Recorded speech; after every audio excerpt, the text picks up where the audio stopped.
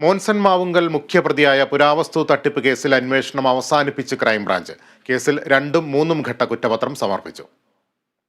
മുൻ DIG S Surendran, IG Lakshman എന്നിവരാണ് പുതിയ പ്രതികൾ. എന്നാൽ ഇവർ പണം വാങ്ങിയതിന് തെളിവില്ലെന്ന് കുറ്റപത്രത്തിൽ പറയുന്നു.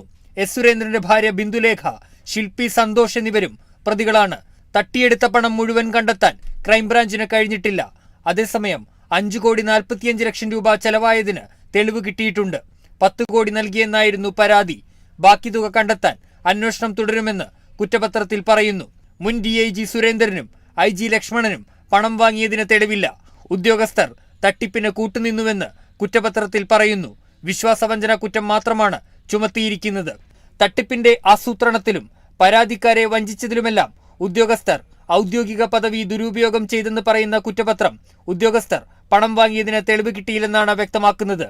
കേസിൽ KPCC പ്രസിഡന്റ് K സുധാകരനെ പ്രതിയാക്കി നേരത്തെ ആദ്യഘട്ട കുറ്റപത്രം ക്രൈംബ്രാഞ്ച് നൽകിയിരുന്നു. പുരാവസ്തു തട്ടിപ്പിൽ അന്വേഷണം അവസാനിച്ചെങ്കിലും മോൻസനെതിരായ ബലാത്സംഗ കേസിൽ അന്വേഷണം തുടരുകയാണ്. Kerala vision news, Kochi.